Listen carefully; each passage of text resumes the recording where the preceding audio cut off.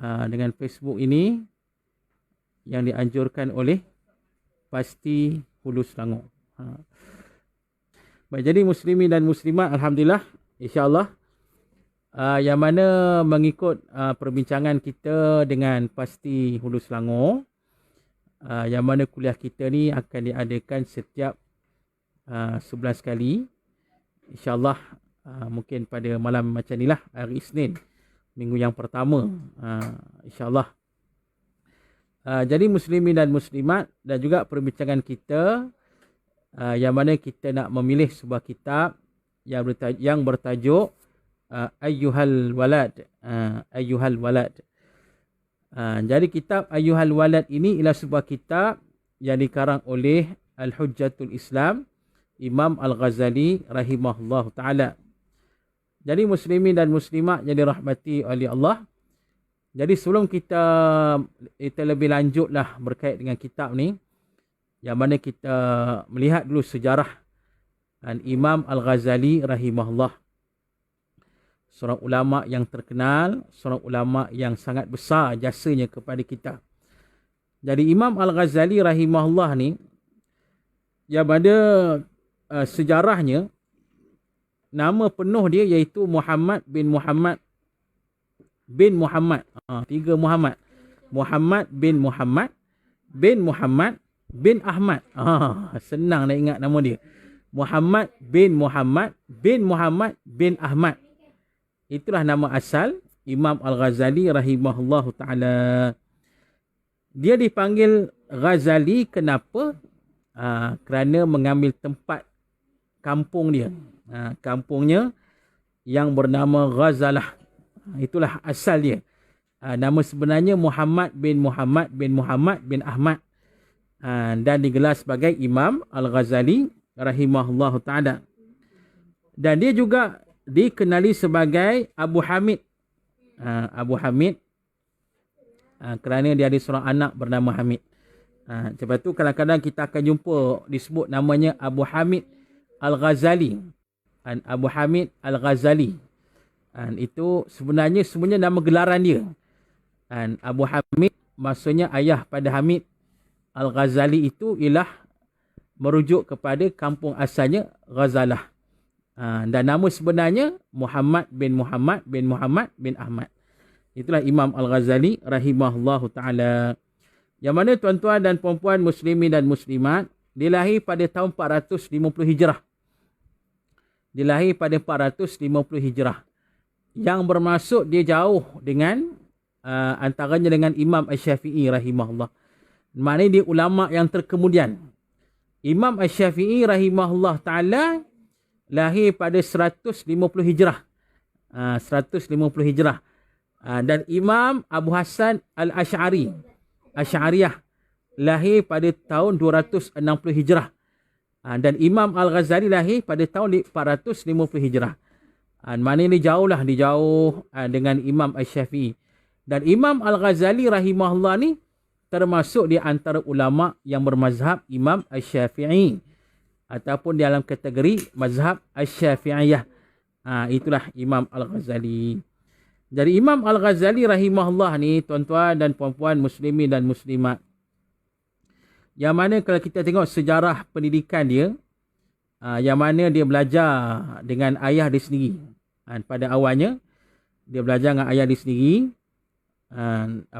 dan kemudiannya dia belajarlah ilmu asas. Di antaranya belajar menulis, belajar membaca, mengira, mengarang dan sebagainya. Dan dia menghafal Quran daripada kecil lagi lah. Ini Imam Ghazali. Dan kemudiannya dia belajar ilmu fiqh daripada Imam Ahmad. Kemudian dia berangkat beberapa tempat, dan dia belajarlah dengan beberapa imam. Di antaranya Imam Abu Ma'ali, itu Imam Al-Haramain. Dan kemudian dia belajarlah tentang mazhab fiqh. Dia belajar tentang ilmu mantik, usul fiqh dan falsafah. Dan pada waktu yang sama, muslimin dan muslimat, Imam Al-Ghazali juga seorang, pada masa belajarnya, seorang pelajar yang cerdas, yang pandai berhujah, yang bijak berhujah, yang akhirnya dia ditawar oleh pemimpin pada masa itu menjadi guru di pusat pengajian An-Nizamiyah di Baghdad. Inilah Imam Al-Ghazali rahimahullah. Jadi muslimin dan muslimat, ulama juga mengkategorikan Imam Al-Ghazali ini termasuk di antara mujtahid. Dia termasuk di antara mujtahid. Mana ulama yang sudah layak untuk beristihad. Ulama yang sudah boleh beristihad. Muslimin dan muslimat. Tapi walaupun begitu, dia tetap berada dalam mazhab Imam Asy-Syafi'i rahimahullah. Kita kena ingat tuan-tuan dan puan-puan muslimin dan muslimat, ulama yang sudah layak beristihad, yang mujtahid, maka dia boleh membina mazhabnya sendiri. Itu dia. Jadi Imam Ghazali boleh dah, tapi dia tidak. Dia tidak membina mazhab sendiri, bahkan dia terus berada dalam mazhab Imam Asy-Syafi'i rahimahullahu ta'ala. Baik. Jadi muslimin dan muslimat yang dirahmati oleh Allah, yang mana Imam Asy-Syafi'i, Imam Al-Ghazali rahimahullah ta'ala ini juga seorang dikenali sebagai seorang imam, seorang ulama yang banyak mengarang kitab. Mengarang kitab dalam pelbagai disiplin ilmu. Macam-macam karangan kitab, macam-macam bab ilmu yang ditulis. Di antaranya, kalau kita lihat, di antaranya dia ada membicarakan soal akidah. Kitab akidahnya yang bertajuk Al-Iqtisad fi Al-Aqidah Al-Sunnah Al-Sa'adah. Dia menulis kitab fiqh dan usul fiqh. Di antaranya Al-Asrar Al-Hajj Al-Matasufi fi Ilmi Al-Usul Al-Wajiz fil Faruq. Itu di antara ilmu fiqh, ilmu usul fiqh yang dikarang oleh Imam Al-Ghazali rahimahullah. Bahkan dia termasuk dia karang kitab pasal falsafah. Ini antara perkara yang penting lah, perkara yang terkenal yang berkait dengan Imam Al-Ghazali ni. Pasal apa dia karang kitab tentang falsafah? Sebab muslimin dan muslimat pada zaman dia telah tersebarnya falsafah Yunani. Falsafah Yunani telah tersebar. Falsafah Yunani daripada Aristotle, Sokrates sebagainya. Jadi muslimin dan muslimat bila dah tersebar falsafah ini, dan pada waktu yang sama buku-buku falsafah Yunani telah diterjemahkan kepada bahasa Arab. Bila saja diterjemahkan pada bahasa Arab, maka dia tersebarlah ke dalam dunia Islam. Dan menyebabkan pada saat itu ramai orang Islam yang terpengaruh dengan falsafah Yunani tersebut. Yang menjadi masalah falsafah Yunani ini, mereka menafikan ketuhanan. Itu masalah besar. Mereka menafikan ketuhanan, mereka membesar-besarkan ataupun mengagung-agungkan akal. Bagi mereka akal ni segala-galanya lah. Ni bagi golongan falsafah ni. Jadi menyebabkan orang yang mengikut falsafah Yunani ni, menyebabkan mereka berpalinglah daripada syariat Islam. Jadi perkara ini sampai tahap boleh merosakkan iman, merosakkan akidah. Maka dia menyebabkan kebimbanganlah dari kalangan ulama Islam. Maka bangkitlah ulama menghalang falsafah tersebut. Jadi antara yang bangkit melawan falsafah Yunani ini, yang menyelamatkan akidah umat Islam, ialah Imam Al-Ghazali rahimahullah ta'ala. Jadi Imam Al-Ghazali rahimahullah dikarang sebuah kitab. Ada 2 buah kitab tentang falsafah Islam. Ditunjukkan falsafah yang betul, falsafah yang mengikut syariat Islam, yang menjelaskan falsafah mengikut Islam. Jadi kitab tu dihurailah tentang falsafah Islam, yang kata kebijaksanaan, hikmah, hukum hakam Islam, syariat Islam dan sebagainya. Dan bila saja dia menulis kitab-kitab tersebut dan disebarkan, maka pada masa itu dia berjaya menghalang, berjaya menyekat kemarahan falsafah Yunani. Dan pada masa itu Imam Al-Ghazali berjaya menyelamatkan akidah umat Islam. Jadi disebabkan itulah para alim ulama menggelar dia sebagai Al-Hujjatul Islam, yang berhujah, penghujah untuk Islam. Besar tu. Maknanya dia bukan sekadar imam. Imam pasal apa? Pasal dia boleh berijtihad. Dia imam mujtahid. Maka dia panggil al-imam. Bukan sekadar al-imam. Bahkan dia al-hujjatul Islam. Penghujah untuk Islam. Dia mempertahankan Islam, mempertahankan agama Allah. Dia mempertahankan akidah, menyelamatkan akidah umat Islam. Inilah di antara jasa besar Imam Al-Ghazali rahimahullahu ta'ala. Dan tuan-tuan dan puan-puan muslimin dan muslimat, kitabnya yang paling terkenal, yang paling besar ialah kitab Ihya Ulumuddin. Ini kitab yang sangat dikenali lah. Kitab Ihya Ulumuddin, karangan yang paling besar lah Imam Al-Ghazali rahimahullah, yang sampai pada hari ni umat Islam membaca kitab dia. Kitab Ihya ni, sampai hari ni umat Islam membahaskan kitabnya, jadikan rujukan, dipelajari sampai hari ni. Bahkan kitab ini tuan-tuan muslimin dan muslimat banyak disyarahkan para alim ulama, di antaranya Al-Hafiz Imam Al-Iraqi rahimahullah mengarang sebuah kitab khusus yang mentakhrijkan hadis-hadis yang di dalam kitab Ihya Ulumuddin. Kita nak baca kitab bimbingan mukmin. Kitab bimbingan mukmin juga kitab yang mensyarahkan kitab Ihya Ulumuddin, ringkasan. Dan termasuk kitab-kitab lain macam Bidayatul Hidayah, Hidayatul Salikin, Sirus Salikin. Itu sebenarnya kitab yang mensyarahkan kitab Ihya Ulumuddin. Itu dia. Nak menunjukkan banyak kitab-kitab yang mensyarahkan ataupun menjadi ringkasan kepada Ihya Ulumuddin.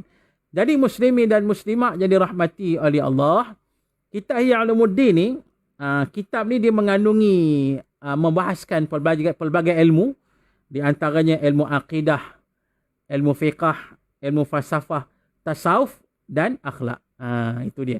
Baik, jadi tuan-tuan dan puan-puan muslimin dan muslimat, bila kita sebut pasal Imam Ghazali ni, perkara yang paling terkenal lah Imam Ghazali ni, iaitu tentang ilmu tasawuf. Itu dia. Sebab dia ulama ahli sufi juga. Dia bukan sekadar ulama fiqah yang hebat, yang kuasai ilmu fiqah, usul fiqh sebagainya.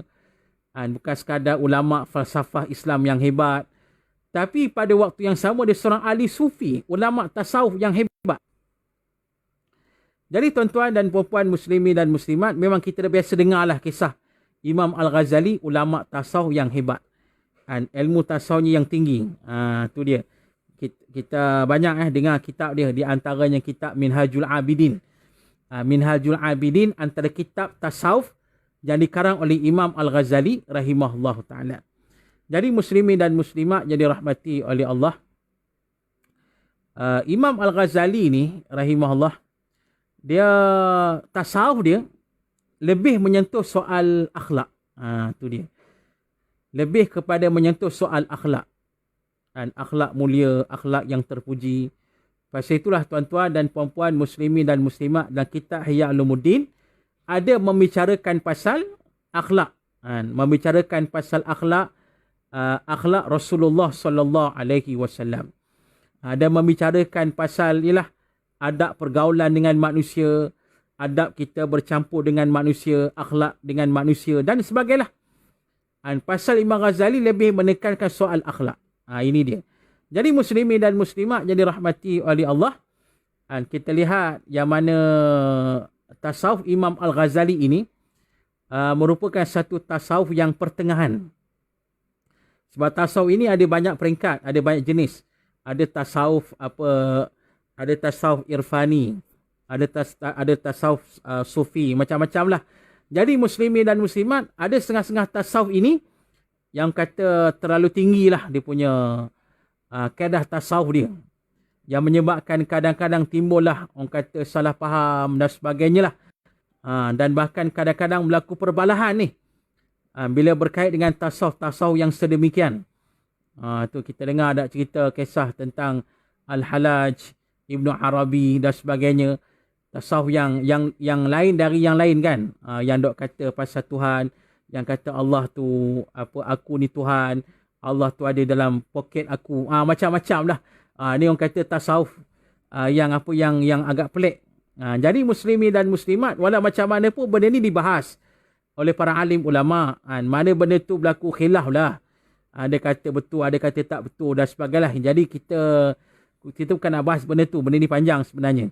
Jadi yang kita nak cerita ni, yang mana di antara yang tersebar pada masa itulah pahaman tasawuf wahdatul wujud, wujudiyah. yang diamalkan oleh Abu Mansur Al-Hallaj, Ibnu Arabi dan sebagainya. Jadi muslimin dan muslimat, yang mana pada saat itu tasawuf wujudiyah ini tersebarlah pada dunia Islam sampailah ke Nusantara. Sampai Nusantara. Bila sampai ke Nusantara, jadi di antara tokoh Nusantara yang berpegang pada tasawuf wujudiyah ini, di antaranya ialah Hamzah Fansuri. Hamzah Fansuri dan kemudiannya Samsuddin As-Sumatri. Ini di antara tokoh-tokoh yang mengamalkan fahaman tasawuf wujudiyah, wahdatul wujud. Itu dia. Jadi yang kata wujudiyah ni, mereka menyatakan Allah menjelma dalam diri mereka. Itu di antara fahaman mereka. Jadi yang antara yang memperjuangkan wahdatul wujud itu kita sebut tadi Hamzah Fansuri dan Syamsuddin As-Sumatri. Jadi muslimin dan muslimat jadi rahmati oleh Allah yang berlaku di Indonesia lah pada masa itu. Jadi fahaman tu agak tersebar. Dan bila tersebar maka timbullah orang kata macam-macam lah kan. Ada yang tak setuju, berlakulah perbalahan. Dan bila sampai di Aceh, maka bangkit seorang ulama. Namanya Syekh Nuruddin Ar-Raniri. Nuruddin Ar-Raniri bangkit. Dia menentang tasawuf wujudiyah tersebut. Dia menentang. Dibawa pula satu fahaman yang berbunyi fahaman Asy-Syuhudiyah. Wahdatul syuhud. Itu dia. Yang menyatakan Allah menjelma pada persaksian. Begitulah. Jadi berlakulah perbalahan pertemuan antara dua pandangan fahaman ini. Yang agak berat, yang agak besar juga perbalahan antara dua puak ini. Bila tengah duk berbalah macam tu tuan-tuan muslimin dan muslimat, perbalahan yang hebat dahsyat ni sampai tahap kafir mengkafir dan macam-macam, maka pada saat itu lahirlah, tiba-tiba datanglah satu tasawuf yang mendamaikan mereka. Yang kita masukkanlah tasawuf Imam Al-Ghazali rahimahullah. Yang pada masa itu dipopularkan oleh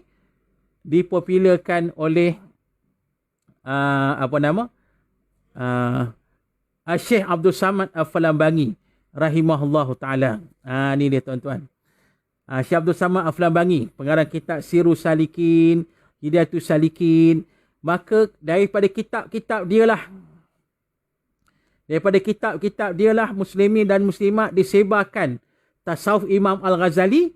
Akhirnya tasawuf ini berjaya mendamaikan fahaman yang bertelagah tadi. Ni tuan-tuan dan puan-puan muslimin dan muslimat. Berjayalah orang kata didamaikan. Sebab tasawuf Imam Al-Ghazali ni tasawuf yang pertengahan. Inilah tasawuf Syekh Junaid Al-Baghdadi. Inilah tasawuf Ibnu Athaillah As-Sakandari pengarang kitab Al-Hikam. Inilah tasawuf Abu Musa Abu Abbas Al-Mursi. Inilah tasawuf Abu Hasan Asy-Syazili. Asy-Syazili ni tarikat Asy-Syaziliyah. Asy-Syaziliyah ni tasawufnya sama dengan Imam Al-Ghazali rahimahullah. Jadi ni tasawuf yang pertengahan, yang mendamaikan. Tu dia. Pasal Imam Ghazali kita sebut tadi, dia lebih membahaskan pasal akhlak yang mulia, akhlak Islam, menyentuh soal hati dan sebagainya lah. Jadi mana itulah muslimin dan muslimat, maknanya hebatlah yang kata tasawuf Imam Al-Ghazali rahimahullah ta'ala. Baik. Ni saudara sahabat kita, saudara Budiman Sabun tanya, apa dah, dia hilang pula dah. Dia tanya, Ustaz, Imam Ghazali negara mana? Dia Imam Ghazali asal daripada Parsi. Tu, Parsi. Imam Ghazali berasal daripada Parsi, maknanya daripada Iran asalnya lah. Tu dia, muslimin dan muslimat. Kalau ikut dalam catatan saya ni, dia lahir dekat Bandar At-Tusi di Kharasan. Bandar At-Tusi di Kharasan di Parsi, di Iran. Dan muslimin dan muslimat, dia kebumikan juga di belah sana lah katanya. Dia meninggal dunia pada tahun 503 Hijrah. Tu Imam Al-Ghazali rahimahullah ta'ala.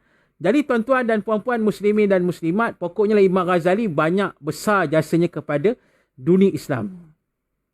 Alhamdulillah, kita bersyukur pada Allah pasal ilmunya sampailah kepada kita. Jadi pasal itulah InsyaAllah kuliah kita pada hari Isnin minggu yang pertama ni, kita akan gunakan salah satu daripada kitab Imam Al-Ghazali, ialah kitab ayyuhal walad. Ayyuhal walad ni kitab karangan Imam Al-Ghazali ni, dia berkaitan dengan pesanan kepada anak-anak lah. Ayyuhal walad, wahai anak-anak. Yang sebenarnya ditujukan pada anak-anak murid dia. Sebenarnya. Sebab ada seorang anak murid dia ni. Anak murid dia ni seorang yang sudah alim sebenarnya. Cuma saya tak pastilah nama anak murid ni siapa. Anak murid dia ni sudah alim. Dah jadi seorang ulama besar. Anak murid dia ni. Anak murid Imam Ghazali ni. Entah bagaimana satu hari dia runsing.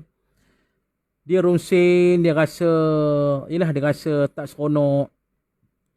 Pasal dia teringat dengan satu doa, satu hadis yang dibaca oleh Nabi SAW. Doa yang berbunyi, Allahumma inni a'udzubika min ilmin la yanfa'. Yang bermaksud, ya Allah, ya Tuanku, aku berlindung padamu daripada ilmu yang tidak memberi manfaat. Bila dia teringat pada doa ni, doa yang Nabi ajar ni, minta sangat pada Allah, lindung kita, lindung aku, lindung kita dari ilmu yang tak bermanfaat.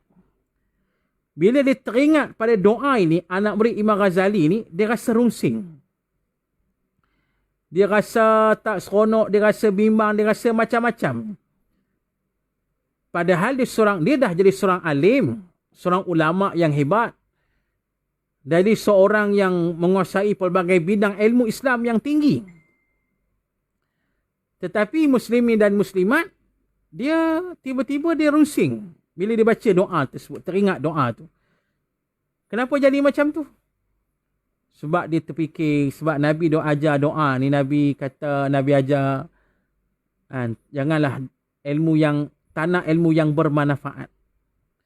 Maka dia tak tahulah, dia takut ada ilmu-ilmu yang dia belajar tu, ilmu yang tak bermanfaat. Dia takut yang tu.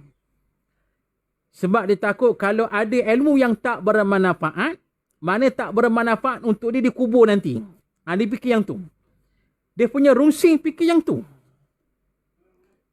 Padahal ilmu yang ada padanya sebagai ilmu yang bermanfaat dah. Muslimin dan muslimat, ialah ilmu Islam dah ke dah, jadi ulama besar dah pun. Tapi yang kata ulama ikhlas ni macam tu lah tuan-tuan, puan-puan, muslimin dan muslimat, takut sangat duk fikirlah. Takut ilmu yang sampai pada dia, ilmu yang ada pada dia ni, ilmu yang tak bermanfaat, dia takut yang tu. Tu dia. Kalau kita dengar perbahasan para ahli ulama yang masuk ilmu yang tak bermanfaat ni, antaranya kita ada ilmu tapi kita tidak amalkan. Tak manfaat lah. Ada ilmu tapi kita tidak sampaikan, tak bermanfaat lah tu. Kita ada ilmu tapi waktu yang sama kita ada rasa sifat yang tak baik. Ada sifat ujub, ada sifat sum'ah, ada sifat takabur, riak sebagainya. Itu tak bermanfaat lah tu. Jadi pasal itulah muslimin dan muslimat, kita ni mengaji ilmu, kita bermanfaatkanlah ilmu kita. Kita amalkan, kita laksanakan, kita sebarkan. Kita kena ingat tuan-tuan, muslimin dan muslimat, ada satu hadis Nabi SAW. Nabi jelaskan pasal ilmu. Nabi ibaratkan ilmu ni macam hujan. Ada tiga jenis Nabi kata. Jenis yang pertama kata Nabi SAW, hujan yang turun di atas tanah gambut yang subur. Bila hujan tu turun pada atas tanah gambut yang subur, menyebabkan tanah tu subur, menumbuhkan pokok, menumbuhkan tumbuhan, buah-buahan yang segar, yang menyukakan orang. Itu yang pertama kata Nabi. Jenis yang kedua pula kata Nabi SAW, turun hujan. Hujan ni turun di atas tanah yang keras. Tapi berlopak-lopak, ada lubang banyak. Tanah tu keras, dia tak meresap air. Dia tak meresap air pasal dia keras. Tapi lopak banyak, lubang banyak. Bila lubang banyak, bila hujan turun, maka muslimin dan muslimat, air pun bertakunglah dalam lubang tersebut. Bila bertakung air dalam lubang tersebut, maka makhluk lain boleh minum air itu. Mana binatang boleh minum sebagainya. Dan jenis yang ketiga Nabi kata, hujan itu turun pada mana? Pada tanah yang keras dan berbatu-batu. Bila turun pada tanah yang keras dan berbatu-batu, maka pada masa itu air hujan tersebut tak boleh diserap, dia tak boleh bertakung, bahkan dia mengalir hilang macam tu saja. Jadi ulama kata ni Nabi ibarat bagi 3 jenis manusia yang dapat ilmu. Jenis yang pertama, Nabi kata hujan turun di atas tanah gambut yang subur. Tanah tu serap air, ditumbuh tumbuhan yang segar, yang baik sebagainya. Maka dimanfaatkan, beri manfaat pada manusia, pada makhluk lain dan sebagainya. Jadi kata ulama inilah yang terbaik yang pertama. Datang ilmu ke dia, dia belajar, dia amalkan dan disampaikan. Ini yang terbaik. Kita nak macam ni. Kita dapat ilmu, kita belajar kerana Allah dan kita amalkan dan kita sampaikan ilmu tersebut juga kerana Allah. Ini yang terbaik. Ini kita nak ni. Muslimin dan muslimat ni kita dok ngaji ni, kita ayuhal walad ni nanti. Ilmu berkaitan dengan pesanan Imam Al-Ghazali ni. Macam-macam perkara yang manfaat kita akan dapat ni. Kita dapat ilmu ni, kita belajar kerana Allah, kita amalkan, kita sebarkan insya-Allah. Itu yang pertama. Yang kedua kata Nabi tadi, hujan turun di atas tanah yang keras. Tak boleh serap air. Tapi dia menakungkan air. Bila takung air itu bertakung, maka binatang pun minum. Dapat manfaat binatang tersebut. Nabi kata ni jenis yang kedua ni orang yang dapat ilmu. Alhamdulillah, cantik dapat ilmu. Tapi dia tak amalkan ilmu dia. Dia tak amal. Tapi dia sebarkan ilmu tu pada orang, pada manusia. Maknanya dia tak dapat manfaat, orang lain dapat manfaat dari ilmu dia. Itu maksudnya. Dia tak dapat manfaat pasal dia tak amalkan ilmu dia. Dia berdosa pasal dia tak amalkan. Tapi dia sampaikan ilmu tu pada orang. Dan menyebabkan orang lain dapat manfaat ilmu dia. Itu yang kedua Nabi kata. Yang ketiga pula Nabi sebut tadi, hujan turun di atas tanah yang keras dan batu-batu kecil banyak. Maka air tersebut tak dapat diserap, hilang macam tu saja. Nabi kata ni yang paling teruk lah. Teruk macam mana? Dapat ilmu, cantik ilmu tu datang. Tapi masalahnya dia tidak amal, dia tak sampaikan. Habis gitu je ilmu. Habis. Sebab tu kita ada ilmu ni tuan-tuan. Jangan macam tu. Kita ada ilmu ni, kita amalkan, kita sampaikan. InsyaAllah ilmu kita tu akan kekal pada kita. Tu. Jadi itulah kita nak muslimin dan muslimat jadi rahmati oleh Allah. Jadi anak murid Imam Ghazali ni dia rasa bimbang yang tu lah. Rasa bimbang kan. Takut ada ilmu yang tak bermanfaat kat dia. Dok bimbang sangat ni sampai tak boleh tidur lah. Sampai ke tahap dia tulis surat pada Imam Al-Ghazali. Pada guru dia. Pada tok guru dia. Dia menyatakan kebimbangan dia. Pasal kes tadi. Pasal takut ilmu yang tak bermanfaat ada ke dia ni. Maka dia minta Imam Ghazali bagi nasihat lah. Dok ajarlah dia apa-apa yang patut. Tu. Jadi Imam Ghazali pun dapatlah surat tersebut. Maka akhirnya dia pun tulislah surat balik. Muslimin dan muslimat. Dia tulis surat balik. Dia balas balik kepada anak murid dia. Maka yang dibagi pada anak murid dia tuan-tuan, muslimin dan muslimat, pesanan-pesanan tu jadi sebuah kitab. Yang dipanggil sebagai Ayyuhal Walad. Wahai anak-anakku.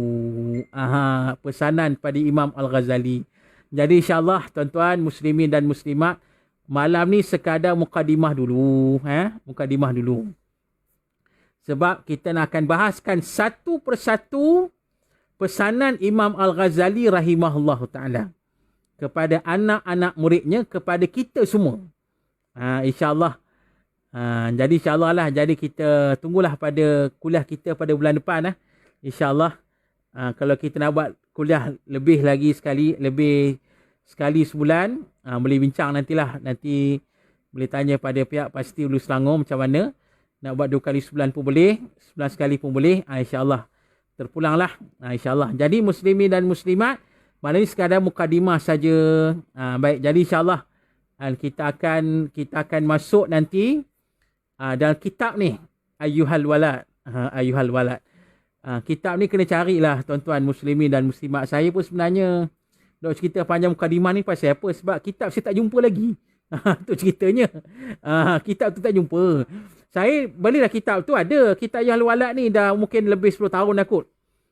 Kitab tu baca habis dah kitab tu, tapi mana pergi dah cari tak jumpa. Jadi tu kita nak cari yang lain tak sempat. Jadi tu cerita panjang sikit mukadimah tu. Jadi insyaAllah muslimin dan muslimat, insyaAllah pada kuliah akan datang ni kita akan guna kitab Ayyuhal Walad. Jadi kalau boleh tuan-tuan, puan-puan, muslim-muslimat dapatkan juga kitab tersebut. Kalau dapatkan, boleh cari dekat kedai buku ataupun boleh cari dekat Shopee ke, mungkin ada lah kot. Mana-manalah carilah, insyaAllah muslimin dan muslimat. Saya pun akan cari juga kitab saya, mudah-mudahan jumpalah, insyaAllah. Okey, jadi cukup sekadar itu. Ada kata buat kelas hari-hari pun boleh. InsyaAllah boleh saja. Jadi insyaAllah muslimin dan muslimat, kita akan bertemu lagi pada kuliah kita yang akan datang. InsyaAllah. Okey, kalau tak ada apa-apa, kita cakap sekadar tu dulu. Isyak pun dah masuk. Kita ucap terima kasihlah kepada pihak pasti Hulu Selangor yang sudi menganjurkan kuliah kita pada malam ini. Dan juga terima kasih pada semua yang bersama-sama dengan kita pada malam ini. Alhamdulillah. InsyaAllah kita akan manfaatkan secara online macam ni. Sebab kita berada dalam PKP ni tak tahu berapa lama lagi. Kebenaran untuk berkuliah di Masjid Surah ni mungkin lambat lagi kot. Jadi kita manfaatkanlah secara Facebook Live dan sebagainya. Pakai Google Meet, Zoom, StreamYard, macam-macam. Kita gunakanlah untuk menyebarkan ilmu, insyaAllah. Jadi insyaAllah cukup sekali itu. Saya mohon maaf sekiranya ada yang tersilap, ada yang terkasar, ada yang kurang dan sebagainya. Mudah-mudahan kita diampunkan oleh Allah. Jadi marilah kita tangguhkan kuliah kita pada malam ini dengan kita membaca tasbih kafarah dan suratul Asr.